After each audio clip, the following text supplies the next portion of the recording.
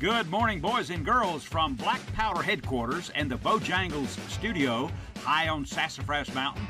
CDA presents Realtree Radio. Welcome to a brand new, unused Saturday morning.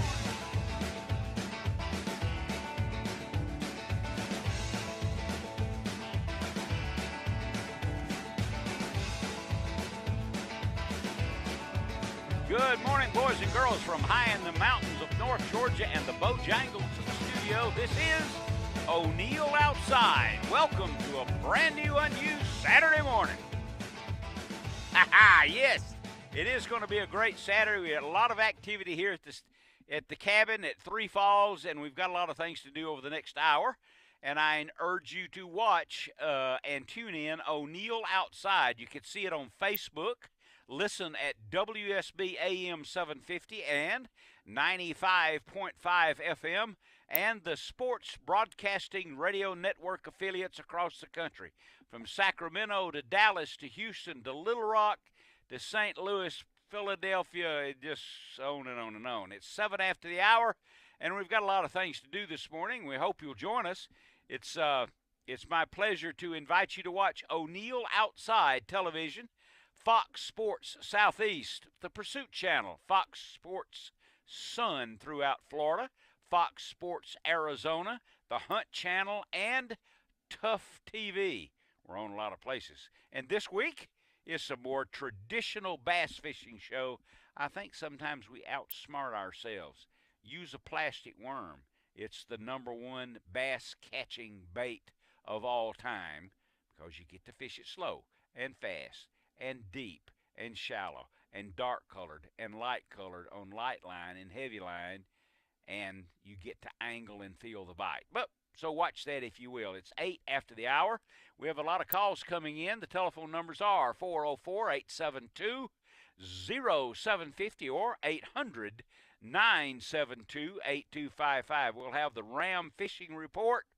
We'll have the Silent Hero Award brought to you by Fire Aid and the Ronnie Thames Foundation. And we'll have also the Medal of Honor tribute along with your calls. And we can make the outdoors a subject matter for another hour, can't we? And without a doubt, make plans now. It's spring. Make plans now to take a kid fishing. Give them plenty of notice. A little girl, a little boy. We were remarking we have visitors at the cabin this week, and all the photos that you ever take of a fish with a child, the child is smiling. And we'll be back, I promise. A couple of things to do that's necessary before I get to anything else, and that is if you're in the Atlanta area, be sure and pick up an Atlanta Journal and Constitution. They got loads of coupons. Secondly, I want to tell you that this program is proudly, and thank God, sponsored every morning, Saturday morning, by Tough Shed, Horsetown, Hayes, Realtree, Fire Aid, Timbuktu Outdoors, True Turn Hooks, and Roadrunner Lures, Crocodile Bay, Lodge and Resort, Striplings General Store. Boy, I had some ribs from Striplings this week. Oh, well. Okay. Works Tools, WORX Tools. We're having a wedding up here this weekend, a friend of a friend, so they said, hey, can we have a wedding up there? Okay. And, 20 people. But we've got a patio out there, and it's a great place to have a little wedding, so we relented. But anyway, I used a Works tool, what's called a Hydro Shot. It's battery powered, and you hook it to the hose, and I cleaned up everything. I was a regular cleaner. The Whitetail Institute sponsors the program also, along with Rugged Ridge of floor liners and Rugged Ridge Jeep parts, and of course, too, the Governor's Gun Club. I'm telling you, you need to go to the Governor's Gun Club and review that. The grand opening is on the 11th. Although it's a club and you can join, it's still open to the public. The Governor's Gun Club in Kennesaw, Georgia. So 404-872-0750, 800-972-8255. And we'll have the callers coming in here in a moment, and we hope that you'll join us for the program. I had a recorded conversation during the first hour of the program with a fellow by the name of Nate Trudaway. He's a hunting partner, and we sort of gathered up and combined his opinions with those of Dudley McGarry, another friend, and Clay Tippins, another hunting buddy of his. And we talked about turkey hunting, and the answers to my questions that we held were very revealing, and we got answers really that were not a surprise. That being, what's the biggest mistake people make in turkey hunting? Traditionally, it's always been that they call too much. So, the next time you're out, this year, next year, kind of keep that in mind. Once the best turkey hunter I ever had the pleasure of with whom to hunt was a fellow by the name of Roscoe Reams, and Travis interviewed him on the television show one day, and this is a great lesson not only for turkey hunting but for life in general. And the question was, what is the most important part of the turkey hunt? Scouting, the setup, calls, location, camo, shot placement. What's the most important thing? And much to my great surprise, the answer was a memorable one that can apply to life, and that is, whatever it is that you're doing is the most important thing. If you're scouting, that's the most important thing. If you're calling, that's the most important thing. And that's from Roscoe Reams. Roscoe was a championship. He was Turkey Hall of Fame and all that. And he was an outstanding archer. And using a recurve bow, he could toss ping pong balls in the air and hit them with a recurve bow. Yeah, he was that good. Oh, it's my pleasure to also completely unselfishly announce, to my pleasure, you heard it maybe last week on the radio show, that Little O'Neill is going to be inducted into the Georgia Radio Hall of Fame, and I attribute that to you guys, the people who call. 404-872-0750, 800-972-8255 for a Saturday morning about turkey hunting and fishing. We heard from Hank the Yank earlier, really earlier for him. He's already on the water at 5:17 in the morning, and he's fishing the dock lights. You suppose that's a good recommendation? Well, he's saying the dock light is a true bite, and they're catching anywhere from 4 to 8 stripers and spots and largemouth around the dock lights at Lake Lanier. So do you suppose that same thing is happening at Hartwell and Smith Lake and Gunnersville and Pickwick and Wilson? And of course it is. Of course it is.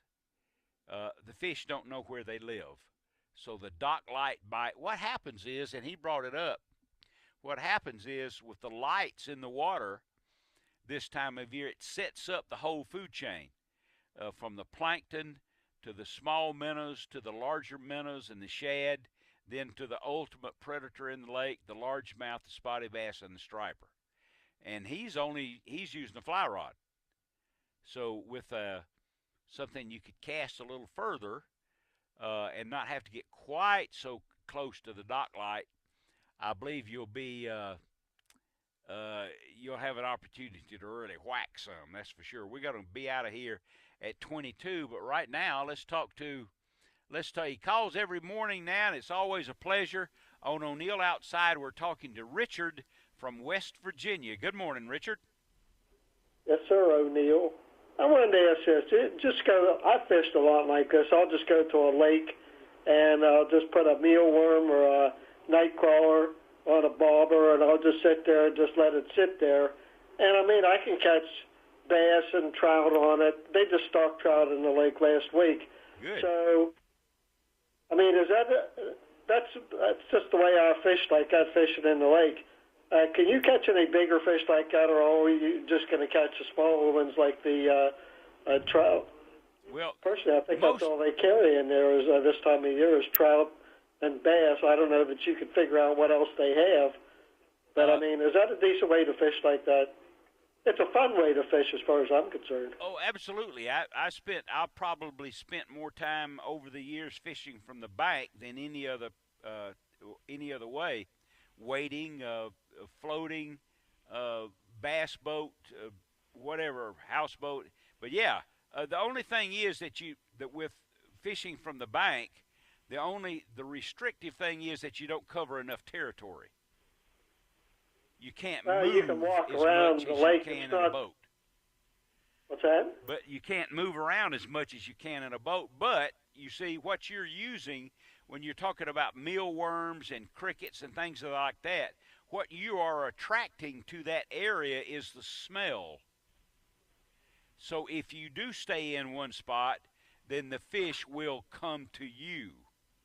So that's whether it's a largemouth, spot, striper, especially catfish, and I'm going to talk about catfish in a few minutes when we come back from this break, some things that most people may not know about, but the smell is an attractant. And that's what you're doing with the mealworm, the red wigglers, the night crawlers, and so on. But using that bobber, to me, when you see that bobber going down, that's when you hit the line. You just pull back on That's it, right? You know, it's an old saying, and I love it. And it's the most beautiful sight in fishing is the hole in the water where the cork used to be. There you go. I appreciate you calling, my good friend. I hope life is good and the weather is good in West Virginia. I've got to go to a break. Thanks for listening, Richard, and for always taking the time to call. Your questions are most welcome. And there goes Richard from West Virginia. I understand West Virginia would be the biggest state in the country if you flattened it out, if you get my meaning. This is O'Neill. We'll go out for this break, and there'll be more outdoors headed your way. Outside on your iPhone, your iPad, at WSBradio.com, at O'NeillOutside.com, the WSB AM 750 and 95.5, and the SB, the Sports Broadcast Radio Nation. Right now, before we get to anything else, let's do indeed talk to Wade. He's calling from Kentucky. Good morning, Wade. Good morning, sir. How you doing? I'm just doing fine, thank you. I'm getting the feedback here, but my engineers will take care of it. What's going on with you this weekend? I'm healing up. I had pulled a muscle in my lower ribs. You talk about painful. That ain't no fun. Oh. Well, that'll come with age. Yeah, I've noticed that. Yeah, no kidding. It's like the knees and ankles want to hurt a little bit when it rains. I get to come down this week. I'm probably going to leave Sunday after church, come down and stay for a week and go do a little fishing. Well, good. Are you been turkey hunting much? No, I hadn't. I really hadn't got a place to hunt up here down there where Billy's Lake's at, or Dahlonega near you.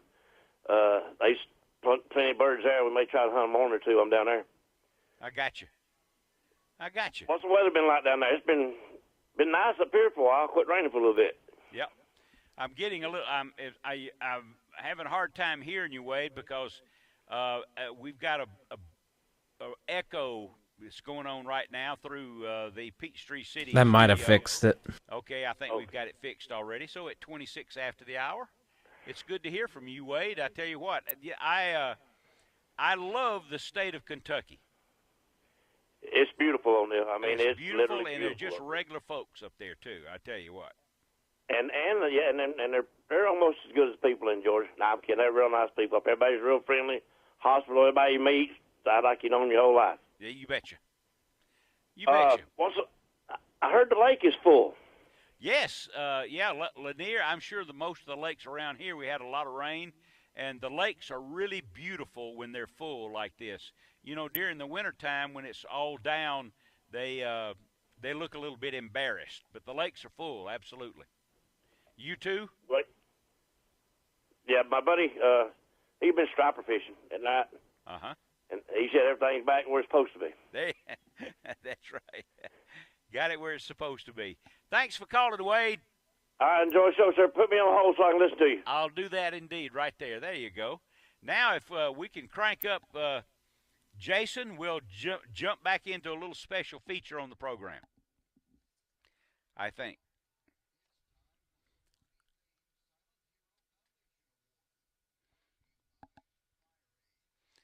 This is really good. I love doing these silent hero things for the Ronnie Thames Foundation. DeKalb County, Georgia. She could be called a hero and a super mom, but she just thinks of herself as another firefighter. Captain Jackie Peckrell caught a baby dropped by frantic parents from the third floor of a burning apartment building. Peckrell, a mother of triplets, is one of several first responders praised for saving children and families out of the January 3rd fire at the Avondale Forest Apartments. That's in DeKalb County. The blaze displaced close to 80 people. Well, what happened? When firefighters responded to the 911 call in the early hours of January the 3rd, Peckrell got out a ladder to rescue the Ragland family's 8 children. But the parents acted quickly, and Jackie looked up and saw a baby wrapped in a blanket being tossed from the window. She says, that's the only thing running through my mind. Lord, let me catch this baby. She said her hands came off the ladder, and she caught him.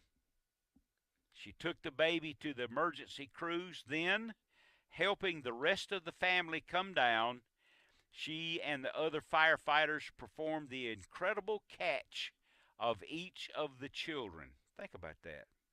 Assistant Chief Jeff Crump also pulled a woman in a wheelchair out of one of the buildings. There's no better feeling in the world, says Peckrell, about saving the lives of people, especially children. Never want to see a parent lose a child. Ronnie Thames Silent Hero Foundation account for Captain Jackie Peckrell in DeKalb County, Georgia. Isn't that great? 30 minutes after the hour, 404-872-0758, 972-8255. Now let's talk to Alan, calling from, my goodness, where are you calling from, Alan?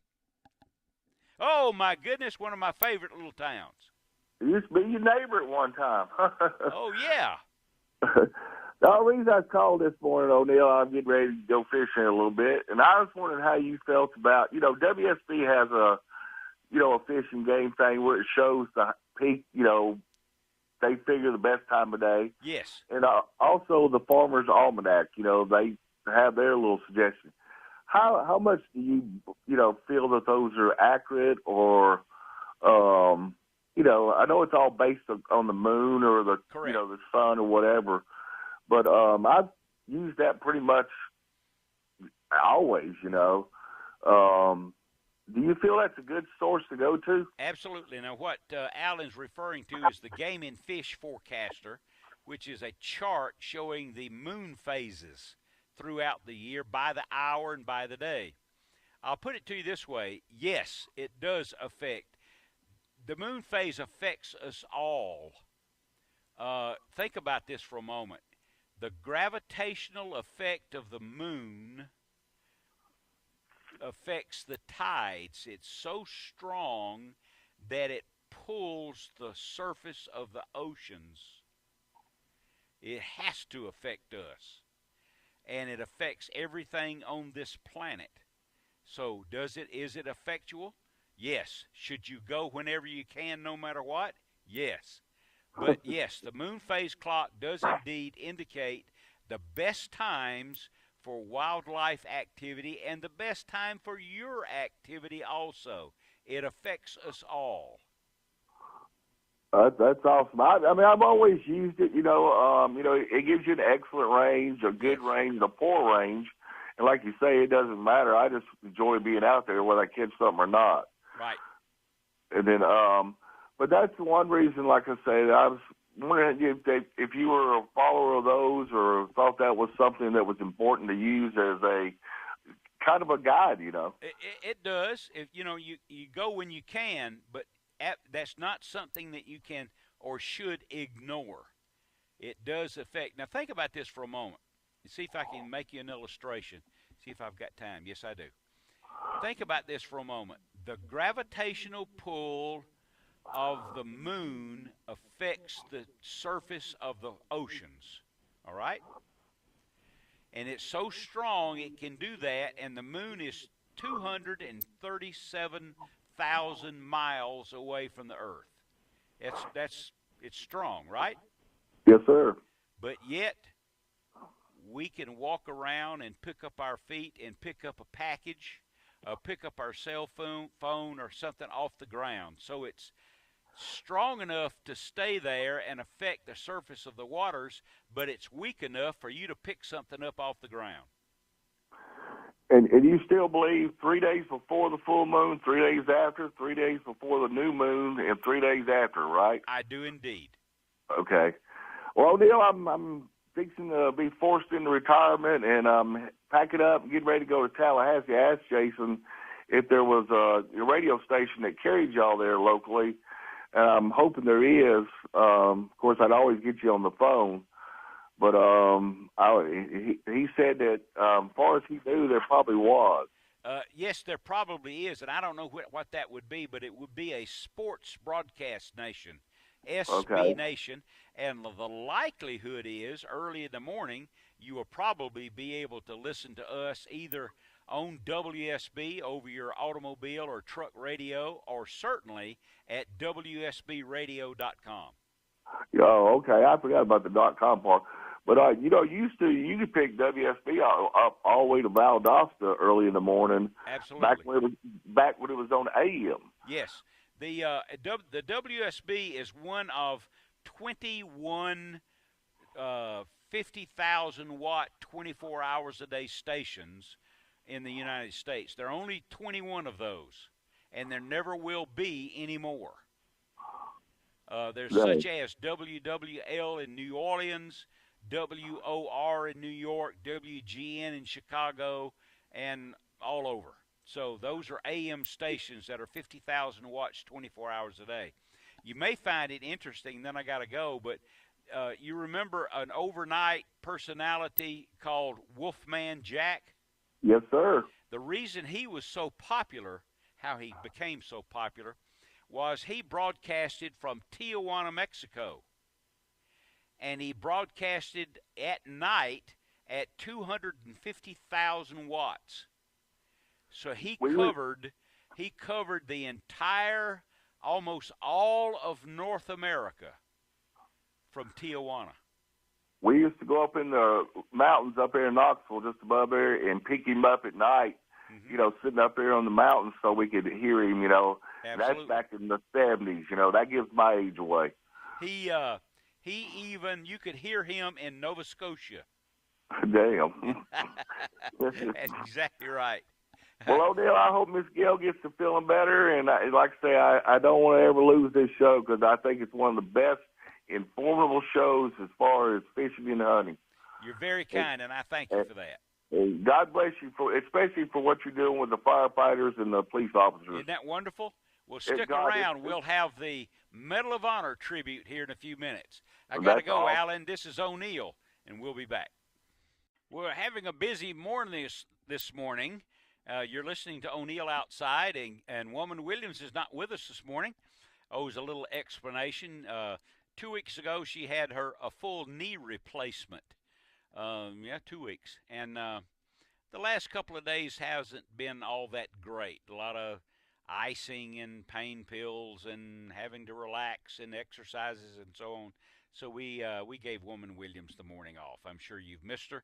We haven't had the radio prize package. Maybe we'll do radio prize package 2 times next week. And words of wisdom from Woman Williams we failed to do, but maybe we'll do that 2 times next week. Right now at O'Neill Outside, we have one of my favorite fishing buddies and favorite guides from St. Simon's Island. Here is Mark Noble. Good morning, Mark. Hey, good morning, O'Neill. How in the world are you doing? Outstanding. How's the fishing on the coast? Well, O'Neill, the weather's been good and the fishing's been good, too. Good. Well, I've never been out with you that the fishing wasn't good. Well, O'Neill, we all been waiting. Everybody, all your listeners knows how we've been beat up by the weather this year, and the weather finally broke, and everybody's had cabin fever for these trout, redfish. But O'Neill, the triple tails, we're having an absolute ball catching some of the finest pre-spawn trout, real nice redfish, but triple tails up to around 24 pounds lately. It's been incredible. Oh, my goodness. What's the limit on triple tail? 2?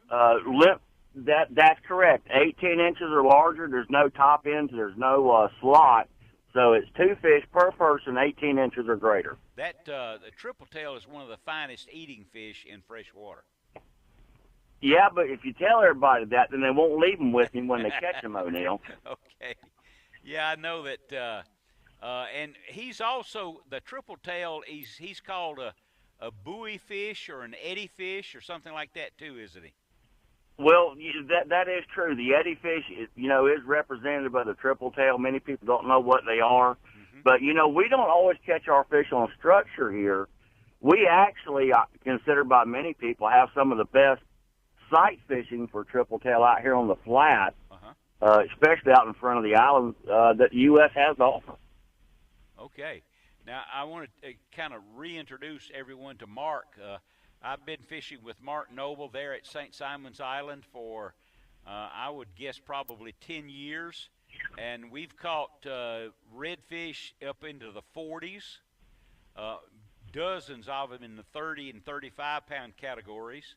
I've never had a poor trip, but I guess probably one of the most surprising things about fishing with Mark in the summertime is the availability of tarpon. Yeah, there's no question. If you like catching large tarpon, there's plenty of them kind of fish here. And by the way, O'Neill, I think we've done our first television show together back in the 90s. Yes, it was. So, but yeah, if you like catching large fish, understand Georgia does not carry very many small tarpon. The average tarpon for Georgia is going to be around 70 to about 120 pounds. Oh, yeah. I think I caught one with you, or you let me catch one in the territory of about 125 one day. Yeah, if anybody has access and can go back and look through the archives on some of the Georgia fishing, the shows that you and I have done, O'Neill, I think they'd probably find that, going to Florida is really good fishing, but, man, please, for God's sakes, don't overlook the possibilities that our state, Georgia, has to offer to everyone. Now, let's see. The tarpon fishing will begin on the Georgia coast in, June? Yeah, June is when they're starting to show up. The trout's going to be in our pre-spawn, and usually in May we start having some trouble with the tarpon eating our trout on the beach. Usually by about mid-June we're falling into the swing of catching tarpon. The menhaden are showing up. The big Spanish mackerel up to 7 pounds, the kingfishing, fixing to get real good. So as the water warms up, gets above 80 degrees, magic number for tarpon, 80-degree water temperature, it's coming, and it's coming soon. Let me ask you this, Mark. What do you attribute the fertility of the waters on the Georgia coast? Is it because there's so many rivers? Yeah, and that's what a lot of people don't put together, and it's simple. Apex predator is a shark. They're going to pick out the best destination as being an apex predator to a place, but the river that supports all this chain of life from zoolo, phytoplankton, all the way up the food chains, the rivers, we're compared, I guess, to Louisiana in the sense they have the Mississippi, but we have the St. Mary, the Altamaha River, the Little Satilla, the Big Satilla, and the Savannah River. 5 rivers dumps out in the ocean on the Georgia coast, and look, we're dispersed right here with water distribution. It's just not like it goes stagnant in one area. It's diverse over 70 miles. This place right here, world-class fishing destination. Learn how to fish tidal waters. We can teach you, and you will learn that the Georgia coast, there's just not a better place. Well, I want to make a statement here, and then I need some information for our listeners to be able to call and book some trips with you. But on our traditional fall red fishing trip, what's the minimum length limit? Okay, on our fall red fishing trip, are you talking about the bull reds, O'Neill? Yes, yes. Okay, well, I mean, if you're going to catch a redfish in the fall, we put on the Red Drum Tournament here every October. And our redfish limit for all of our listeners is a little bit different in other states. We have a slot, 14 to 23 inches, 5 fish per person. However, when we go after these big bull red drum, I'm sorry, y'all, we don't see many fish under 34 inches, and they're going to be all the way up to close to 50. Yeah, so my point in bringing that up is on the fall fishing that I have done with Mark on many occasions, I have never caught a red small enough to keep. That's right. You know, we're separating ourselves. We're fishing on post-spawn. In other words, they've already spawned out these fish. They're coming out of the river systems in which these large redfish go to spawn. And when they come out of that spawning situation, they're ravenous. And if you like to striper fish, bull red drum fishing is the most intense, back-breaking, overwhelming idea of catching large fish you'll ever get involved with. I believe, I'm one of these guys that likes totals, biggest, highest, tallest, greatest, and all that.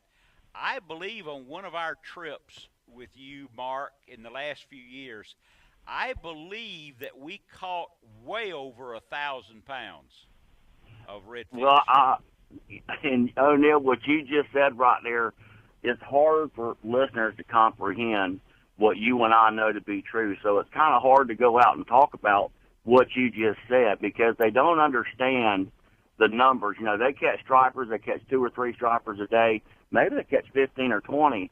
But what happens when you come down here to the coast and you're quadded up on these redfish from start to finish? I mean, it doesn't happen every trip, but I'm going to tell you that the numbers are staggering. Well, I know it's funny that you mentioned sometimes you'll go out elsewhere and you'll catch 3 a day. We catch when I've been with Mark, we catch 3 at a time. All well, 3 rods at once. That's true. They brought the Red Bone tournament here, which was a cystic fibrosis tournament that comes from Louisiana, runs all the way up to New York, and I think they still have the series going. But in a 2-day event, I had 2 doctors out of Savannah just for everybody that's listening. In 2 days, 1 rod per angler apiece, and I couldn't even cast for them, O'Neill, on this tournament. We released 91 bull red drum over 34 inches, and even though they fish these tournaments in Louisiana and all the way around through Florida, up the East Coast, they have never seen numbers of red drum like when they come to Georgia on these post-spawn redfish ever in the history of the tournament. Oh, yes. Well, sometimes on a single bite, 3 rods go down at once, and you catch over 100 pounds at one time. Yeah, the key sometimes, O'Neill, is what I get from my people is Mark, for God's sakes, don't throw another one in right now. Give me some rest, huh? Yeah, well, yeah, they like rest, and you know what? They deserve it because people, they fish all the time waiting for that one big pull. But when you come here and the conditions are right, O'Neill, a man, a son, friends, family, or whatever, we can literally repetitively put people on large fish that will pull drag off the reel in the right conditions. So please don't overlook Georgia, y'all. Y'all need to consider staying here in the state and enjoying what we got to offer. Absolutely. I highly recommend it. Okay, how can people get in touch with you and schedule a trip for the summertime for tarpon and then the fall redfish? Okay, well, you can go on the internet and go to the St. Simons Fishing Center, okay. GeorgiaFishing.net, and also, Neil, call us on 912-638-66 7673. And don't forget to buy your Thunder Chicken popping cork. Yeah, I had a guy telling me that just this week because he bought a half a dozen Thunder Chickens, and he thinks it's the best casting cork around. Well, you know, I got the only patent on a popping cork of that nature in the United States, you know, if I'm not mistaken, in the world, O'Neill. The smallest things we do to improve our fishing is the secret and what separates everybody. So go to bestpoppingcork.com and get yours today. Thanks for calling, Mark. O'Neill, love you, buddy. You have a wonderful day. You bet. See you later, my good friend. Now let's jump right in here. It's 5:51, and it's time for the Medal of Honor tribute, our privilege.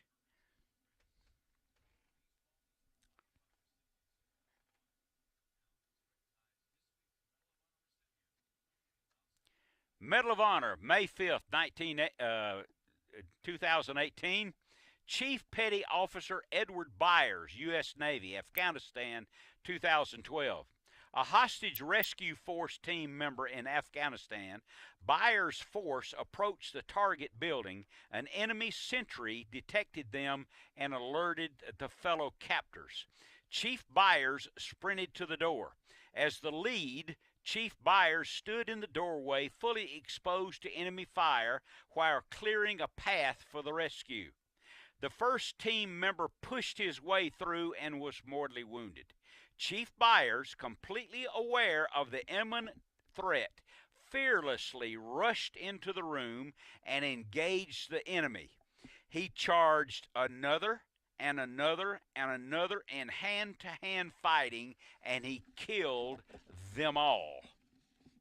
Byers located the hostage, jumped atop him, and shielded him from the shooting within the small room. While covering the hostage with his body, Chief Byers jumped another guard with his bare hands and restrained him until another teammate could kill him. His bold actions under fire saved the lives of the hostage and several of his teammates. By his undaunted courage, intrepid fighting spirit, and unwavering devotion to duty in the face of near certain death, Chief Petty Officer Byers reflected great credit upon himself and upheld the highest traditions of the U.S. Naval Services. Chief Petty Officer Edward Byers, Navy, Afghanistan, 2012. The Medal of Honor tribute for May the 5th, 2018 on O'Neill Outside. I hope that fills you up emotionally like it does me every week. This is O'Neill. We'll be back. The music that you might be hearing on is certainly on radio right now, and it's banjo music. And you may not know this, a little tidbit here and there. I'll unselfishly tell you, I have a younger brother. His name is Hank. He lives in the Chicago area, northern Indiana, and he is a musician, and he can play a banjo like Earl Scruggs. I'm a musician too. I play great records and CDs and Amazon Music. That's the extent of my talent. But my brother, he's 7 years younger than I am, and he can play the banjo like a professional. So, as we're winding up the program this morning, Woman Williams hadn't been with us. She will next week. We have a wedding here at the Three Falls Cabin today. Looking forward to that. It'll be a joyous occasion. And let me remind you too, that if you would like an O'Neill Outside hat, not like this is a Fire Aid hat, a signed O'Neill Outside hat, you can go to the 3 Horsetown stores in Marietta, Snellville, and Locust Grove, and just walk in and ask for a hat, and they'll give you one. And then secondly, too, visit Cherokee County Toyota. That's my Toyota dealer, and they have hats there also. You don't have to buy anything at either place. Just walk in, take a look around, and say, hey, where's my hat? And they will give you one. So we hope you've enjoyed the program. It's always a pleasure to talk outdoors with you over 2 hours on Saturday mornings. And I'm so flattered that O'Neill is in now. The ceremony will be later on. The Georgia Radio Hall of Fame. I'm flattered and proud, and it's because of you guys. So keep this in mind wherever you go, whatever you do this week. It's springtime. Why not make the arrangements to take a kid fishing? I guarantee you, when you take that photo of that fish, the child will be smiling. They always are. This is O'Neill, Woman Williams, and I'll see you next week.